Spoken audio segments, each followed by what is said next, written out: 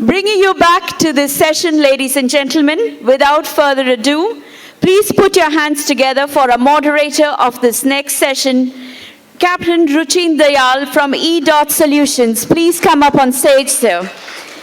I'd also like to call upon Captain Savio Ramos, the General Secretary, the Maritime Union of India. Please come up on stage and join and take your position on our stage. Mr. Maneesh Pradhan, the Chairman, MASA, and Captain Arvind Shankar from Maersk, please come again on stage. We have the Chief Engineer, Clive D'Costa, also joining our panel. Chief Engineer Bhaskar Revankar, also joining the panel. And Second Engineer Rebin F, also on our panel. Please come up on stage, ladies and all the ladies and gentlemen, give them a round of applause as our panelists come up. Can we have microphones given to our panelists, please? And I believe Captain Shaukat already has a time bomb.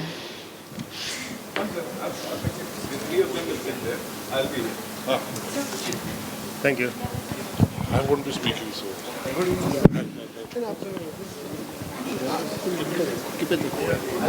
I won't be.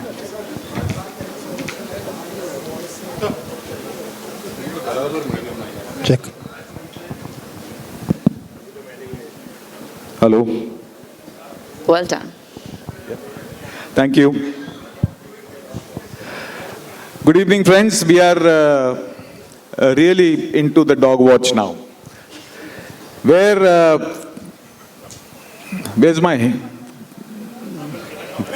my topic? So we are going to talk about unfiltered communication between the people who are actually making things happen on board the ship. We have got a facilitator, regulator in MUI.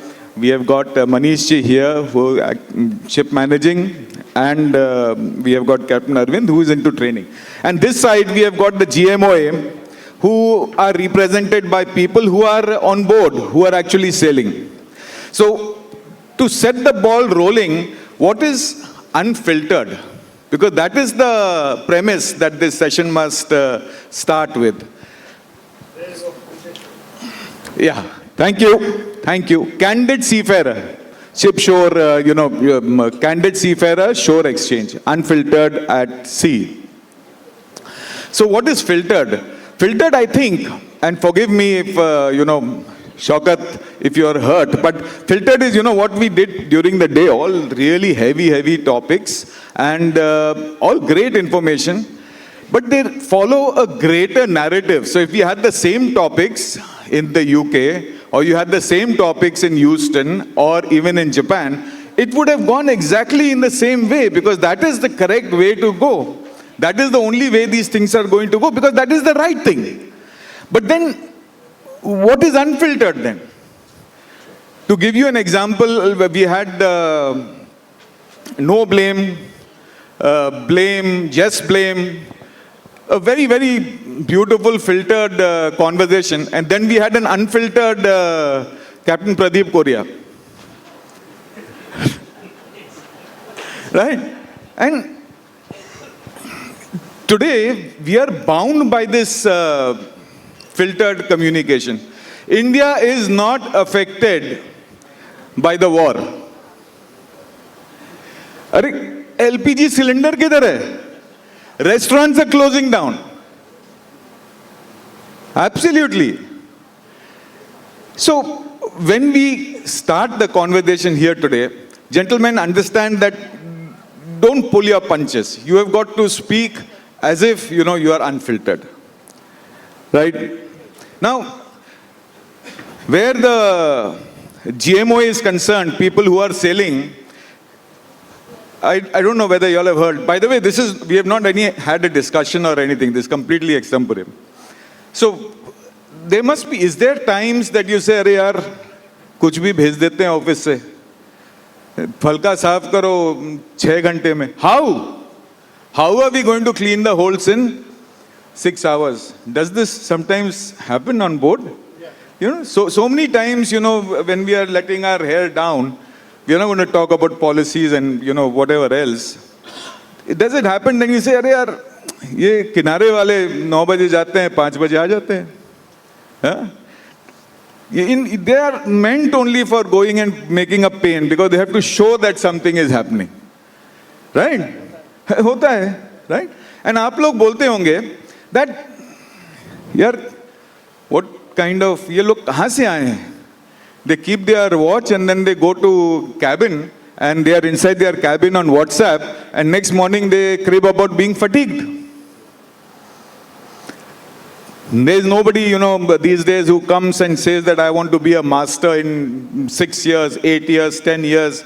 There's nobody, who comes and has a progression plan where actual merchant navy is concerned. They are already planning 2-3 saal ke baad, I'll go and do my MBA and whatever else. There must be times that y'all may be getting these thoughts in your mind. I'm sure when y'all are having, having a drink or playing tennis or having whatever tea, between yourself, you're not going to be discussing the green agenda. There are times when you just let your hair down and you say, अरे यार क्या officers हैं यार आजकल वो balance tank का went नहीं खोलना आता है हर छोटी छोटी चीज के लिए they are calling us every small thing, right? So clearly there seems to be a communication gap between the two, isn't it? If this is the perception that each side has of the other, definitely this gap is to be addressed, correct? So I'll ask the GMOA the first question. How do you all feel? What is the thing missing from the shore side that this communication gap needs to be addressed? Any one of you can answer. Sorry. Good evening, everybody. I think, Captain Ruchin, as you said, we discussed before regulatory compliance and the realities. So basically, somebody stressed upon the human element. So from our side, we think, a lot of talk is going about human element and all this. So ये लोगों को मालूम नहीं है क्या? This is what we feel. Like sometimes, where is this human element? Because I get 10 mails on the Saturday and I said, Bada Saab, by Monday morning because Super Saab has to prepare his next agenda and he's got his own commitments and his own targets to set and then I say, Char Saab, aaj bahut kal bunkering ho gaya, aap rest le lo. Then I need an inventory day after in the morning to the stock to the last liter. So this is what we say, human element ho gaya idhar hi. Okay, sir, they are talking about the human element. Okay, so I'll take you back to last evening. Last evening, Shaukat did a very nice end to the day, then and now. And I just want to add another perspective to it, which is us and them. Unfortunately, shore and ship has become us and them. The shore seems to have a problem understanding the seafarers and vice versa. And I will not brush it under the carpet because that's the fact. What I am trying to change, and this has been my wish list, that when you get a message from, say, a master that these following crew are due, don't just reply, we'll revert at a convenient date, which is normal. The people at sea, now the job has gotten tougher. They want to get back home once they've finished their tour of duty. I think that empathy and compassion is sometimes, once we come in the office, we tend to forget. And I'm completely on your side. There is sometimes a lack of compassion. Also because many of the people who are replying your messages are probably the executives sitting at L-2, L-3, who don't know what your life on ship is. In our company, I have made a rule that every time a ship comes to Mumbai or Chennai, I make sure that my executives go on board the ship, spend the day there, sit in the engine room for some time, feel the heat, understand and respect what seafarers do. So for me, it's always going to be seafarers first. And if there's something that, and this is especially to the seafarers, if there's something that you ever feel that way, don't blame the office. It's just a wrong model that we work on. Sadly, today, you are on contractual job. That is the first missing of the umbilical cord, if I may say. There is no attachment. You just go do a contract, come back. So you're only remembered for your training or, all the love comes out only 1 week before you're joining. that you have to join 1 week later, so you need to do this training. And sir, how are you? How's your family? All the sweetness pours. So those are things that we need to correct ashore. And I think that is something that most companies are doing. So I think it's a model issue. Thank you, Manishji. I would ask you another question. On, we understand this, that there is this communication gap. But have you tried to address it by making the sailing staff understand the pressures that you go through? Whether it is, or I'll pass on to Captain Ramos, but what we do is for all promotees, masters and chief engineers, we're starting a program, come and spend a week with us in the office, so that you also understand the pressures, because it's one guy is not just handling your ship, there are more things on his desk. So, but that still doesn't give me the reason to be late or not responding on time. This is not acceptable. So we have to, our core subject at the center of the entire maritime industry is seafarers. We all say so in all these forums. Seafarers first, seafarer is this, seafarer is key worker.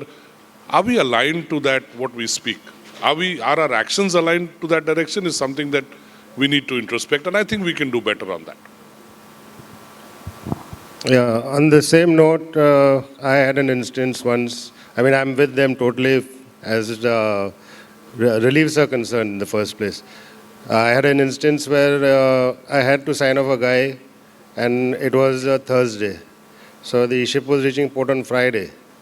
Due to the time difference between the ship and the shore, the guy tells me, he was supposed to come in on Friday. The guy tells me, boss, tomorrow is my Friday.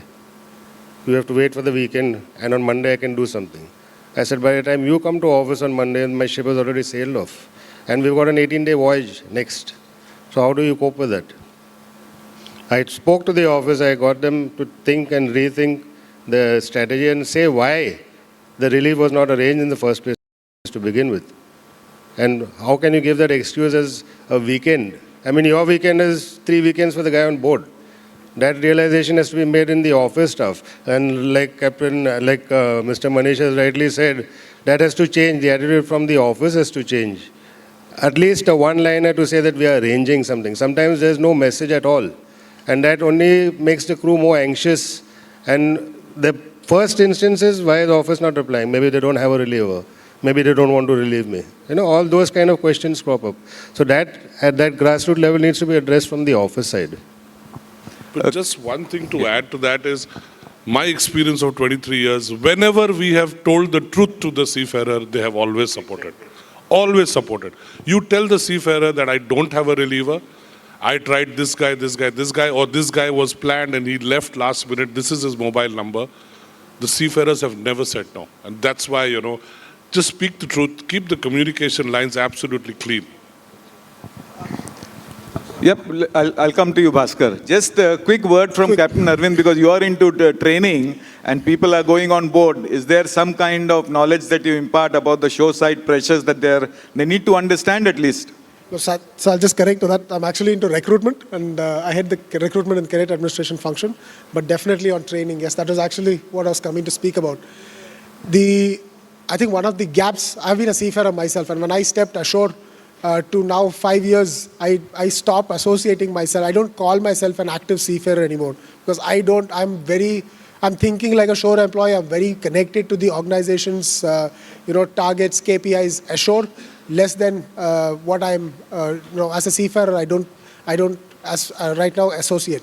So from a training perspective, just like what Maneesh said about being honesty, it's very important that we actually take our seafarers through the journey of maritime economics.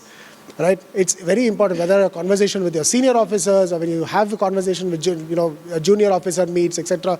Keep them related to the reality of shipping. Whether it's even starting with the cadets, right? The decisions made ashore are also, while we recognize it's a change to be managed on board, and there's only so much change that we can apply on board. Very rightly said in one of the panels, if you're working 100% now, adding a change, an extra training is going to make it 102%. We need to take something out, right, somewhere in this whole pipeline. So I think training and keeping people grounded with the realities of economics on board, for example, the The reason why we had to cancel sign-off for so many of the crew members 2, 3, 4 days before the actual conflict now hit. While we can't tell them, we have to tell them, we estimate that there's going to be a conflict, but telling them, hey, your vessel is going to depart without you signing off. It's for your good. Might be very difficult to absorb at that moment, but we had to, luckily, fortunately, we all enacted that. And then because of that, a lot of seafarers are thankful and grateful to us that they're not stuck somewhere in one of the hub ports, for example, Dubai, without a way to get home, which would have been more panic for so we do take decisions. It is a serious financial decision for all of us. Also, like for example, when we stopped the Red Sea transit and we suddenly had to take this long voyage around the Cape, right? That was a very difficult decision because Donald Trump, maybe shouldn't mention, but one of the leaders in the world mentioned that if there are mines in Hormuz, then you have to be brave to go through. That's not applicable. We cannot do that. We don't do that. Right, we factor in the human safety is right at the pinnacle of every decision that we make. One of the speakers here also mentioned that it is what the ship owner makes money or not. Of course, it is business. We want to make the money, but at the same time, we have a very clear principle that people first, and there's no shipping organization that doesn't put people first. People first. Only after that we make money. But making money is equally important. Otherwise, the shareholders are not going to show interest in us, and we don't have a company to operate. And not only them, we also lose a job. Absolutely. Bhaskar, you wanted to say something? I'll just add a few things. I just want to add another dimension to it. There's a mindset, basically the gap what we see in everything here, the bridge, what we see. The mindset is on the shore side. The shore the ship operators, be the ship owners, they think we run the ships, we operate the ships, because of this, we employ the seafarers. On the other side, the seafarer thinks, because I'm on the ship, this company runs. This is the mindset. Each side, both sides are right, but the correct way is, it's a symbiotic relationship. Each other cannot exist independently. So, if both come together and understand each other's role, I think a lot of problems and a lot of these gaps can be sorted out. That's my just opinion. All right, point well noted. You want to add something, Bhaskar? Yeah, often it was said in this forum itself that 60% of the cost is crewing. And what are we? Cost. That is what it boils down to. So instead of seeing as a cost, if companies see as an asset, because you are carrying $1 billion of cargo, and if I make a screw up there, then you are in a big losser than this. So instead of seeing me as a cost, I should be seen as an asset. Many companies do that. And when actually I was born in Musk, and then Maneesh Pradhan sir gave me promotion actually in Anglo-Eastern. So he was the one who motivated and gave a good talk when motivated me. He said, anything you need, you just call me. I will be there for you to back you up. So that kind of backing we need, of course. And many times we do feel that we have that backing. But realistically, when sometimes budget constraints and all, we feel technically that it is not so. I mean, both me and Master also feel, arey yaar, ye nahi ho pa raha hai inse. Maybe they have their own constraints, and we have our own constraints, actually. Thank you. Well noted. Well noted. Yeah, Ruchin, I agree with him again to say that there is a fine line. Both have to agree. It's not only the ship owner who keeps on agreeing all the time, or the seafarer who keeps on agreeing. Both have to come to some kind of agreement. Ultimately, like Captain Halby had said in one of these panel discussions, it is a business. The owner requires to run his business. If you are going to give him trouble, he's going to take his business elsewhere. In today's day and age where Modi is keeping on insisting that 1 out of every 4 seafarers has to be an Indian, we can't have this kind of attitude to say that, okay, we don't want this. We need this to improve. I mean, that coordination between both sides has to be there. There has to be give and take, basically. You can't keep on giving only from one side, neither the owners nor the seafarers. Agree, completely agree. Although I must confess, I don't think there is anybody in the room, and by and large, who doesn't think of seafarers as their asset. That is a matter of fact, that 60% of the expense goes in seafarers, but they are an asset, because what will you do with a ship without any seafarers? Coming to the next, which we discussed in some of the earlier sessions, is about this, the shore.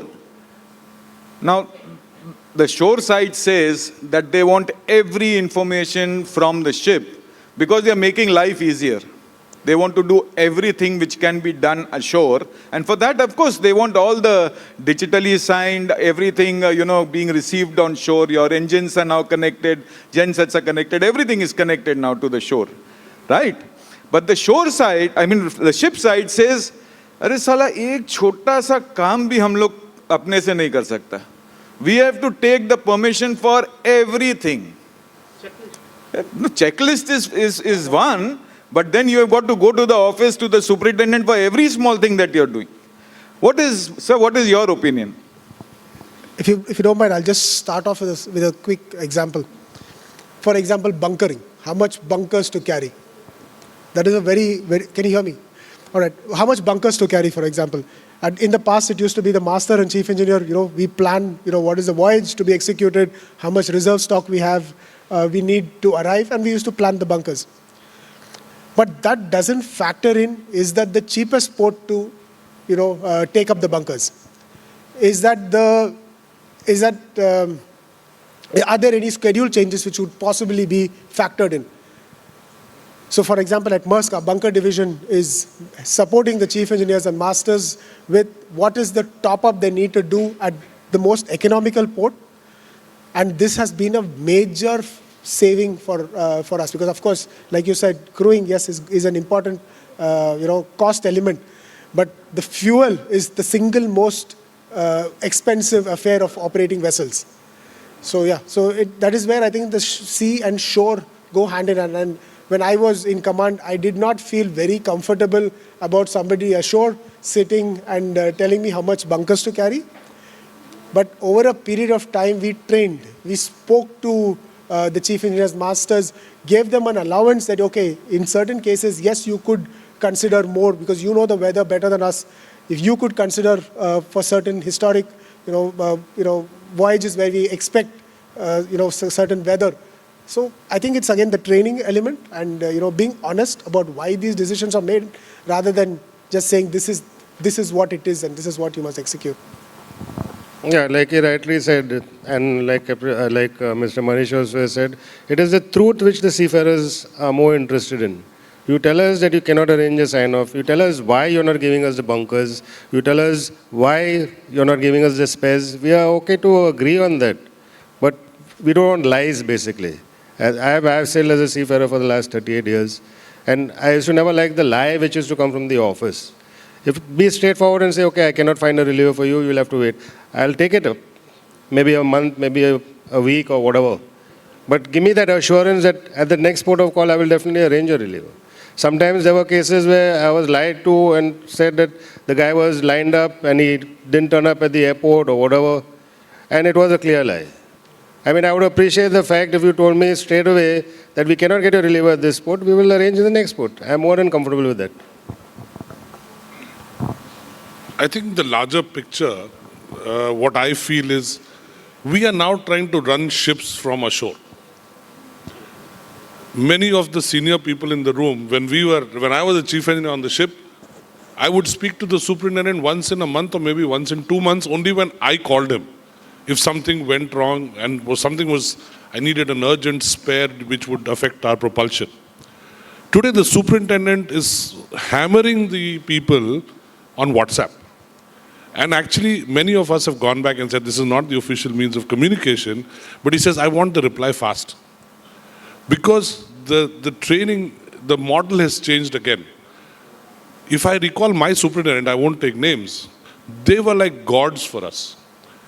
I still remember every facet of that superintendent. I didn't know who was his boss. The matter would be closed at the superintendent level. They were super knowledgeable. They had complete authority on budgets, on expenses and everything. Today, our modern day superintendents are so answerable to their hierarchy that they are not even taking the call. They are so worried on what my boss may ask me. So let me ask the ship and let me keep all the photographs ready. There is somebody who remarked that we are today better photographers than seafarers. Because what we do is we take photographs, we reduce the size so that we can send it on an email. And what that has again started is, we've got some cases where the same photographs have been sent, or they can be photoshopped and sent. So it's basically down to trust deficit. And I really appeal to both sides, shore and ship. Start trusting each other. We're all trying to achieve the same thing. If that ship goes from A to B without a problem, it's to the benefit of all. And then let's be honest about it. The problem starts, and why the trust deficit, I'll take another minute, is when somebody spoke about making mistakes, errors. I think one of the cadets was speaking about, we make mistakes and we are hauled up. At least I can speak for our company. We would not want to haul any errors. Rather, learn from it and don't repeat it. The problem starts when we go from error into violation. You have a drink and go for watch. You repose your alarm and go off to sleep. You sleep on a bridge watch. If you're told to paint a certain area, you just don't prepare the surface and paint it. These violations have what has led to the trust deficit. And I think that's where we all need to concentrate is don't violate. It's your ship. It's your home. You are going to be there for NRI reasons more than 6 months of the year. If we don't need to tell you how to repair a leaking tap at home or how to make sure your house looks beautiful, why do we need to tell you to do that on your ship where you're actually spending more time than home? It's your ship. If the ship does well, it's you who are going to be safe, right? Today, the people in the Middle East who are stuck on ships, they are still better off on ship than the land installations where the drones are attacking. So please start loving your profession, start loving your ship, start trusting your people, start trusting your company. I think that will end a lot of issues. Thank you, sir. Yeah, Bhaskar, please. Yeah, as Captain Saab, Chief Engineer Maneesh Saab has said, trust deficit. I think the superintendents have to be a little bit more patient with the chief engineers and masters because they want immediate answers. So it is not possible to give them immediate outcome as well as what we are doing. We need some preparatory time and then thinking. Of course, the safety is the prime concern. We are not neglecting safety and the fatigue and all the regulatory part of it. But then too much pressure from the shore side leads to disaster. That is what we have seen practically on board ships. Yeah. Okay, sir, I'll add to it. Yeah. This is regarding the messages which reach the ship at the end of the day. Especially when you are just about to knock off. Chief engineer comes down. Arey, second sub, this is the message from the office. So that creates another this thing with the seafarers. Okay, can we do it the next day? That is another this thing. No, they have asked for ASAP. That's what creates more pressure on the seafarers. So obviously, as I said, we keep expecting the seafarers to improve. Honestly, we are doing a lot of introspection. We are also trying to improve, and that's something that I want to use this platform to tell people that it's not that we are in the office and we don't know. I mean, I'm a seafarer at heart. He says he's not an active seafarer. I'm still an active seafarer because I'm mentally there. I understand your issues, and we are trying our best to improve. But I'm just giving you a small example.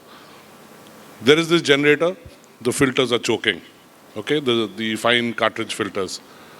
So what the crew does is, because it's giving an alarm every 4 hours, they pull the cartridge out and they run the generator. And next we know that the crankshaft is gone. Now we are in a situation where the lead time does not allow you to have a working generator for the next 3 months. And what we've also seen cases where, an overhaul is done and then the piston comes out of the entablature. Those are those one incident, like one bad fish spoils the pond. This is a case of that. So let's try and understand each other better because that's the only way forward. How to avoid, I think, is the thing. That's why they now want you to wear a camera on your helmet and go in and body cam and then go in for maintenance where you are guided from ashore. But I guess it's the things that have happened earlier which influence all of these decisions. Building up on the next question, what you said, you get a call at 10 o'clock in the night and you said, okay, give me all the spares inventory within 1 hour. Now, I think the shore expects that everything is already digitized and kept and updated and, you're going to get it. But you know that you're the guy, you really didn't do any of it. So you're going to go down and, curse your everybody and then do it and then give it, right? Yeah, sometimes it's misrepresented. So where digitization is concerned, while all of us, me included, we find at least we are of the opinion that it makes life much, much simpler, easier for on board as well as people on shore, because and you have so many people who have got your back, where performance of engines are concerned or anything else for that matter. What is your opinion, the GMOA first? Yeah. So first of all, considering his example of asking for spares at just as you are to knock off for the day. Now, the most irritating part about it from a seafarer's perspective is, nowadays all the ship operators have their PMS system online, which means the ship operator from the office also can see everything which is happening on the PMS system. So what is irritating for us is, if he just opens one window, he can see what spares are available. First, at least check that, and then you can ask us, as this confirm we have it. So the mindset there is, वो तो एक जहाज कर रहा है, उसको क्या है, मैं तो इधर 6 जहाज कर रहा हूँ. I have to look after 6 ships. But he is there alone, he can easily see and send me the report. That is the mindset. And that is what is also irritating us, is they think that we have no other job, but we can go anytime and do this job. So that has to change. All right, this is the gap we are trying to bridge, I'm Yes. sure they don't think of it like that. No, it's not that they are not thinking. They are also aware of it. Actually, digitization actually has led to a better improvement of efficiency, both deck as well as engine. But what is happening now is replication. 3 times we are doing the same job. Same thing is filled here, same thing is filled here, same thing is filled in the paper, and same thing is filed also. So now this is becoming more irritating. Now, of course, I can understand that office wants to have this one. But then when we are saying we have a Starlink and we are online, and you can see it from there, then again I go back to the process and repeat the same thing three times or 4 times again. That becomes irritating, and seafarers are really feeling the pain of it. It is not that the seafarers are complaining, but there is a complaint is there, but I think there is a background to it also. Your side, any of you? Yeah, first to your point about spares, for example, what can be seen ashore. Since I've also sailed, and we worked in a very digitized PMS. Not everything that's on board is actually in the PMS. Let's embrace that. If that was the case, then the superintendent could do all the ordering from sitting ashore. So there is a misunderstanding that we don't want to support work with you. So such questions you maybe take the helicopter perspective, the fly on the wall perspective, and say, what is that superintendent is thinking when he asked me this question. When I was ashore, when I was sailing as a seafarer, I thought my day was super busy, and it's extremely cumbersome. But when I stepped ashore, I also realized maybe going back to sea is a lot more easier than what I'm actually, the time I'm spending with my family, the decisions that I'm having to take. Even when I sleep, I'm thinking about work, that sort of way. So it's just to draw the parallel. It's both sides. The grass is greener always, on the other side. Now, talking about digitization, definitely this we need to show some kind of restraint. Definitely, I think with so much data which is available ashore, we need to show some kind of restraint, and we need to be mindful of the vessel workload, and trust the process that your chief engineer is placed there, or your master who's placed there is competent to make the right decision. The decision support. The shore always is going to be only the support system for the master or the chief engineer. Clearly, the ISM gives authority to the master to, as the overriding authority for any decision which is required on board, which is justified. Not any decision, but it has to be a justified decision. I'll give you a great example. We actually have Brian there. Brian, if you can raise your hand. My first day of command, sailed out of Haifa, GPS spoofing, and everything is off. And you can imagine, first day of command, you're already in panic, and a couple of hours later, my chief engineer had a heart attack. And I was already on the bridge, the heart attack happened. And I don't know, maybe because he didn't want me to be master, I don't know about that. Maybe he had a panic attack of me taking command, but he had a heart attack. And my chief officer went into a little bit of a shock seeing this entire incident. So I had to manage the event of GPS spoofing as well as somebody with a heart attack. I called Shore. He was my marine superintendent back then. And I told him, listen, I don't have the time to do this coordination with the MRCCs. I will put the second mate on call with you. I will navigate the vessel and I'll attend to the medical emergency. I want a helicopter on top of my ship somehow, right now. Our GMDSS and our training and everything that we have learned in school teaches the master end to end. It's all master's job, master's job, master's job, master's job. School doesn't teach us that you can outsource this to, say for example, your shore support. It doesn't teach us. No checklist teaches us that. There's no training. So we are inherently self-dependent is our thought. Our thought process is that we have to do everything ourselves. If I do it myself, I'm in full control of the process, and letting go of a piece of this is relying on somebody who I've probably never met, who's sitting in a different time zone and doesn't know how severe this is. Maybe Brian had a couple of other incidents at the same time. I don't know, maybe he had a fire burning at the same time. So it's a lot of trust again coming. I think that's the key word here. The trust, trusting that the other person can do it, and also seeing it from the other person's perspective. I hope that could paint a picture. I can put it like, even he says, and we've had those instances plenty on ship where you get a call, you just finished, you just knocked off or something, and you get a call saying that I want this now, ASAP or whatever. I used to get very disgusted with that word ASAP, but it is common in shipping terminology, and everybody will agree with me. So I had, and this is a real life experience, I had a call at about 11:30 in the night. I was, of course, doing my own accounts, ship accounts only, but I stretched it to the night, and I was into that, and I got a call from my chartering department. They sent me a message first at about 11 o'clock. I saw the message, and it required some physical measurements of the forward area of the vessel, which required me to go there and actually physically measure the distances which they wanted. So I saw the message and I said I'll reply to it in the morning. At about 45 minutes later or something, I had a call from the chartering department saying that we require those figures now. So I said, right now it is 12 o'clock in the night on my ship. If you want me, I will stop the ship, go forward, put the light on, take the measurements and give it to you. If you want that, I will do it. Otherwise, I will have the measurements first thing on your table in the morning. They said, okay, Captain, that's fine, you can do it in the morning.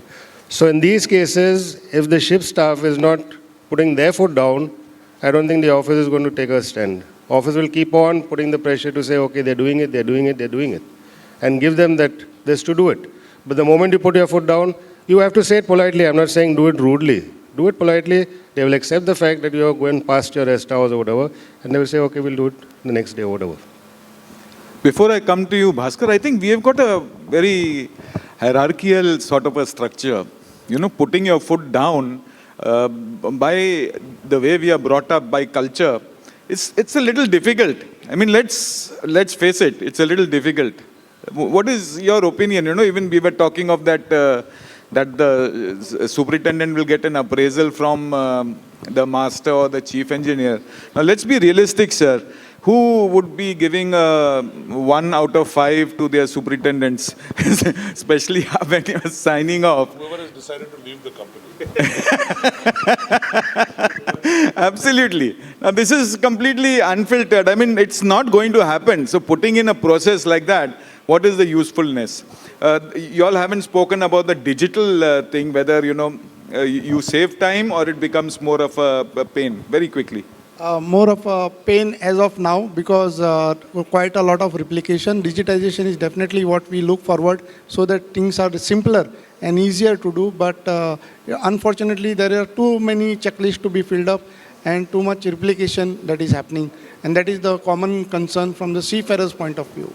Okay, I think, yes, sir. In the time of AI, we still have a daily report, a weekly report, a monthly report, a quarterly report.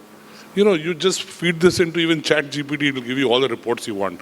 So I think they are right. They just can't be subject to making so many reports. But one point I'd like to make is about, I spoke yesterday morning about the human skills. Now, this particular example I gave you about the generator damage, it was about the team in the engine room thought that this is the best solution because we don't have any more filters. But actually, when they went back and they investigated, this was a ship that was taken over from another management, and there were 60 cartridges lying inside. So the fourth engineer or the third engineer, whoever took the inventory, was not diligent enough to record it in the PMS. The key here is the human skill. Where I want to bring that out is, it's all about good leadership and good followership. And this is my shout out to these young cadets. Unless you are going to be good followers, you will never be a good leader. You must know how to do the ground level work and climb that ladder systematically to get to the top. My role model, one of my role models is a gentleman called Mr. Rusi Modi. I'm born and brought up in the town of Jamshedpur. And Mr. Rusi Modi was the son of a very, very big man. There's a road in Mumbai named after his father. So when he joined Tata Steel as his first posting, he was straight away offered to become a supervisor. And you know what? Mr. Modi refused the job. He said, I want to join Tata Steel, but I want to join at the lowest level. I want to work in the blast furnace. Unless I know how that mechanism works, what is the pain a guy goes through to do the ground level work, I will never be able to become a supervisor and tell him what exactly to do. And that's what it is. How is it that you've taken an inventory and you've missed 60 cartridges, leading up to the damage of a generator which runs into hundreds of thousands of dollars. So please be a good follower. I know there is a generational gap today. Every senior master and chief engineer goes on record to say, this cadet is not good as the same cadet that I was when I was there. My honest confession, when I look at you young cadets, at least I can speak for myself, you're way smarter than what I was. Way smarter. It's just that your skill sets, it was proved in the then and now. You know more modern stuff, you know AI, we didn't. But that doesn't matter. We have to finally align to the same goal of running the ship well. It is not going to cost you to just listen to your master and chief engineer as to how they want you to work. Even if it's out of your comfort zone and ethically right, please don't resist. Open your mind out. It has to be done. Shipping may change on the frills, but the piston still works the same way and the rudder still works in the same way. That's never going to change. The manpower will go up and down, but the basics are going to be same. And your senior is the best man to teach you the job. Become a good follower. You see what a good leader you'll make. And you will understand the process. That again is super, super important. Thank you, sir. Well noted. I just want to add to that digitization process. Now what has happened is, under the digitization process, a lot of cameras and speakers are put in engine room, deck, bridge. I feel that a little bit of privacy invasion has happened. Because suddenly I get a call from office, why this fourth engineer is walking in the engine room without a helmet? Because somebody is monitoring. But yes, it's wrong. He should wear a helmet. But that privacy, then people become conscious.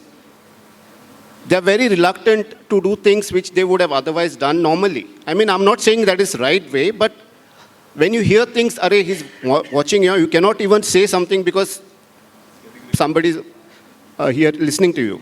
So that in the aspect of environment and all this monitoring and all these things, the privacy also is a little bit invaded, I feel. So it's a filtered conversation that you're going to have on the bridge or in the engine room. So what have you got to say? How many cameras are actually necessary? Do we need cameras, like he's saying, in the alleyways and different See, from a legal standpoint, I think yes. And you may not agree with me, but I'll tell you what, especially these missing cases. Today, parents do not accept the fact that my child has self-harmed. And there's no proof to it. I've had a few cases, my present organization, my previous one. it's very difficult for any parent to accept that my child was not mentally wanting to be just where he was. Now, there is no way to prove it to him. There is a recent case which has happened in one of the companies where the parents with DG shipping officials have gone onto the ship and literally gone and hauled up the staff on board that you guys have murdered my child. That's not true. Seafarers are not murderers. It's just that, for whatever reason, something happened. But then now, from a legal standpoint, how do you prove it? One is the camera. Secondly, with AI, with the advent of AI now, there are such wonderful programs that don't think of it as invasion of privacy, but there are AIs which can, if you're not wearing your PP, there'll be an alarm which will come to the chief engineer or to the office also. There are escalation levels. There are AI programs where if you don't take a round of the generator once every hour, it will give an alarm. So it's actually, take it in the other sense that it's going to help you. If it's reminding you that you need to wear a helmet, then it's for our good and it's not invading into our privacy. I just want you to think that way. We are born in a country where we carry the helmet in our hand when we are riding and we wear it only when we see a cop. When we play cricket, we wear the guard at the right place. That is important to us. But we don't wear our helmets. So when we come with this background, let's be open to the one that we need reminders. We need policemen too. So that's a cultural thing. So, and that includes me as well. So please accept. Yeah, and that same case which he mentions about the parents, the first question they asked was, why was there no CCTV camera on board? The company had no answer to say why there was no camera in the alleyway, because the last statement was the cadet was missing from 8 o'clock onwards in the morning. So there was nothing to record, or there was no proof to say where he had gone after that. And the simple question they asked was, why was CCTV not installed on the decks to see movement in the alleyway? How do you approach that? So if there's a camera, it's always going to be helpful in these kind of instances. And today the case was actually a suicide case. But how do you prove it? There's no evidence. So the parents think that there's some foul play on the ship which has happened due to which the child is lost. And for a parent to understand that, it's a big Herculean task. So just adding on to what Maneesh said, for example, infrared cameras in the engine room. It's a great opportunity when the watchkeepers are not around to pick up on a hotspot or a potential danger way ahead of an incident happening. Otherwise, we're going to be responding to a fire rather than stopping the engine and taking action. So the bigger question, I think, is not about how many cameras, it's what do you do with this, the management of the data. For example, the VDR. When the VDR was introduced on board, everybody, even I was on board when VDR was introduced, everybody was like, my privacy is gone, now we can't say anything on the bridge, we should be very careful, don't talk about the superintendent, don't talk about the company, all of those things, right? But today we have VDR very well, integrated into the system. There are clear guidelines for organizations on who can access, when can you access, who can you share it with, etc. So I think that strong, robust policy, or maybe coming from the IMO or coming from DG Shipping on what this data can be utilized for. Can it be used for personal conflicts? Can it be used for only incident investigation? That is super important. Absolutely. I think to make it... Yeah. It's getting very serious. Just on the funny side, I have a few friends whose wives, they tracked from the phone, where is the husband? I don't know how many in the audience. Yeah. So if you pair the phone, your location is always showing live. So now, is there a trust deficit? No, this is really well said, because if to make it completely objective, instead of having somebody to monitor it even retrospectively, we can have AI analysis of real-time VDR data, real-time CCTV coverage, and you're on the go. You are being warned for real and real time. So that is fantastic. I know I've run out of time. So one last question to both sides. I met a guy here, a second mate, and he said, when I asked him, why do you guys leave shipping? Yeah, there are times when you join a ship and then you're already planning 3 years later you want to leave. So he gave me an answer which I had not thought of earlier. He said, कि जब हम लोग training करते हैं and we go on board, we actually get an idea of what we are walking into only after we come on board. But we have already done training, we have already studied, and now we are on board. Our parents have spent money. So we start planning that after 3 years, I'm not going to spend my life, doing this. Forget the money. So I just wanted a very quick bite from, do you think this is true? Is this what is happening? So while Arvind says he wants to go back on ship, I'm saying I don't want to go back. I don't think I can work on a ship today. It's too tough. Yeah. So salute to all you guys who are working there. It's still, it's a tough profession. But I was so glad most of us, the senior people, are in this profession by default. But I was talking to some of the young cadets, and there were these 3 girls who said, I said, I'm sure you're here by default. They said, no, sir, we chose to come here. So let's salute that spirit. I think we are on a good track. We'll get there. Shaukat sir, a couple of questions. I'll say no more because you already clapped. I think you want to end this here and now. Yep. So I'm not, if you want to know what I wanted to say, we'll connect in the evening. Yeah. All right. Thank you very much. Sorry, Bhaskar. I will listen to you there. Audience question, unfiltered. Unfiltered question. Just one. Just one for Captain Korea. Okay.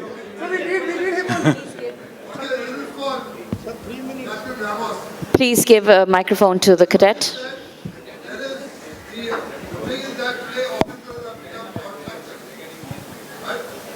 Yes. My friend Maneesh made a statement, officers have become contractual. That was not in the past when the MUI was there. They used to sign agreement and officers were on permanent. Why have you made them contractual and what are you doing to reverse that to make them permanent and have the loyalty with the company? Hello. No, it's for you, Ramos. Say again. Sorry. I thought it was for Maneesh, just I was not. Sorry, it's for you. Tell me. Maneesh made a statement, the officers have become contractual in nature. In the past, officers were permanent in agreements. Now you are the head of MUI and that was one of your responsibilities to keep officers on the MUI agreement. And they were permanent on that. They all had provident fund, gratuity and all that. What are you doing to reverse what Maneesh is saying? That's my question to you. You can say no comments also. Huh? To be very honest, I'm just in my position for the last 6 months. Give me some time. Okay. I'll address the same question at the next FSM meet. Unfiltered. No comments. Ruchin sir, can anyway, just one line to summarize that. In the olden days, like they said, the ships were made of wood and the men were made of steel. It's the other way around today. Ruchin sir, I'll do this conversation for the next 2 minutes. So no more questions to Captain Pradeep Kuria. Unfiltered.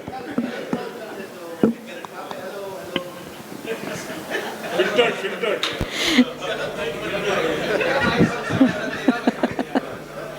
I have a question. मैं किसका बंद करने को बोला तुम किसका बंद कर दिया? Okay, one cadet has a question, I think. I will organize. Okay. I will let me do this, please. You have one question or you have an opinion? I have a question.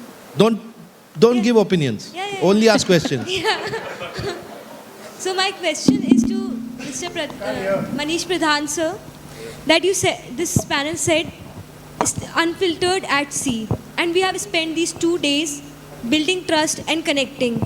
But the reality of today is a modern 6-month contract is a handful of people on a 300-meter vessel, each retreating to their own screen after a watch.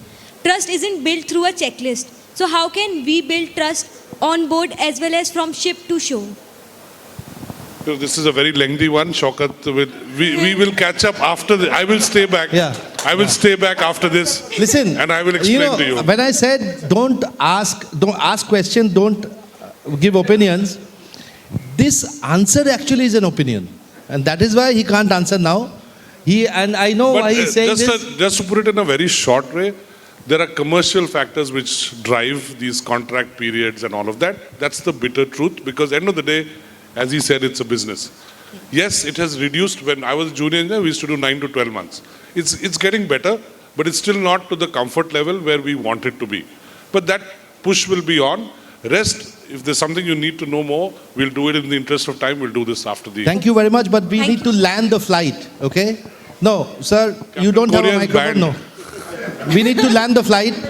We are on departure mode now. We're having the last few minutes of the FSM 2026. He doesn't want to be, despite the extended window, late.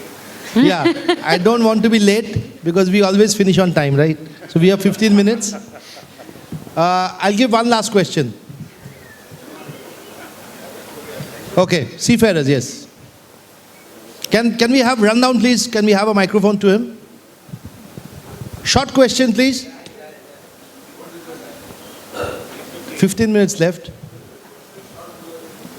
No, because I'm already being asked, when is the first peg going to be served?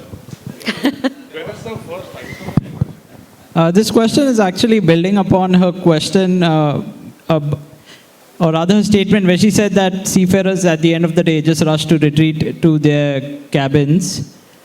Would it be possible, and this is just in a very brief, I'm seeking like a brief answer, where we can implement all the controls possible, okay, online breathalyzer tests, and having this before every watch, would it be possible to reintroduce only beer and wine possibly in very limited quantities as a way to encourage the social cohesion on board?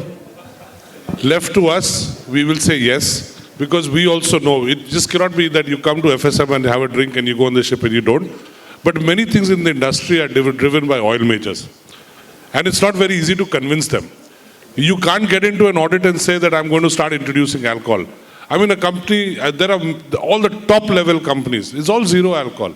And everybody, it's become a way of life. I mean, tomorrow if you're sitting in a plane and there's an announcement that the pilot is under 0.04 but he's okay, trust me, you won't sit on that flight.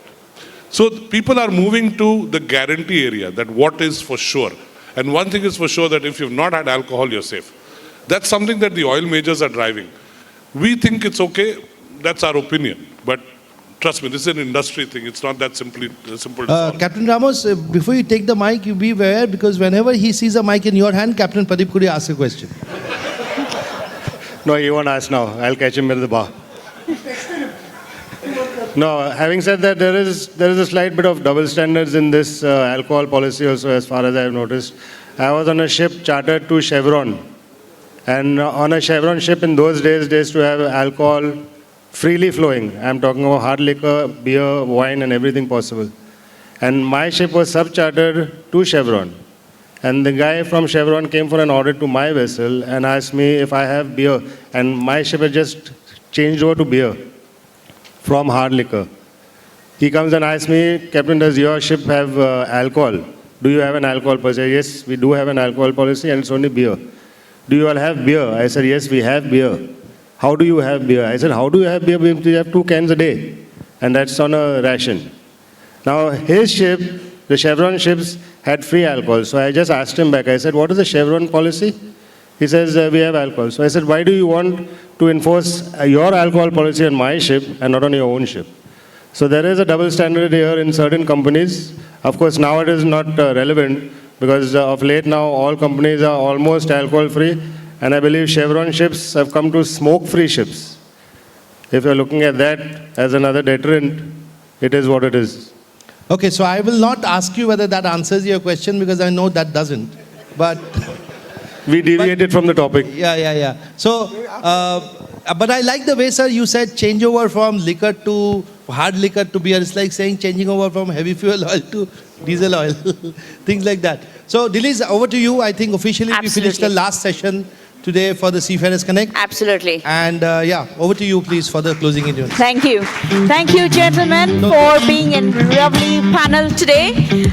Just like to call upon Mr. Devesh Gautam, the Director Training of OSM Thom, and Captain Niranjan, the President MUI, to please join us on stage to felicitate our panelists. Ladies and gentlemen, let's hear a round of applause for our panelists on stage.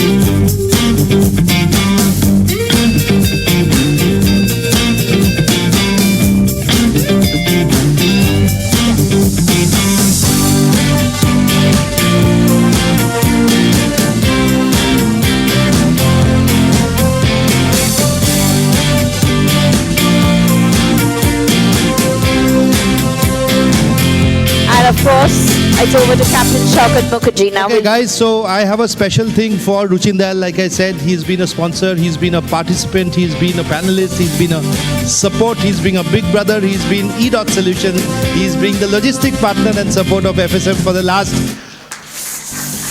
4 years. So I have a special token of appreciation for him, please. A big round of applause, ladies and gentlemen, for our moderator, Ruchin Dayal, E-Dot Solutions.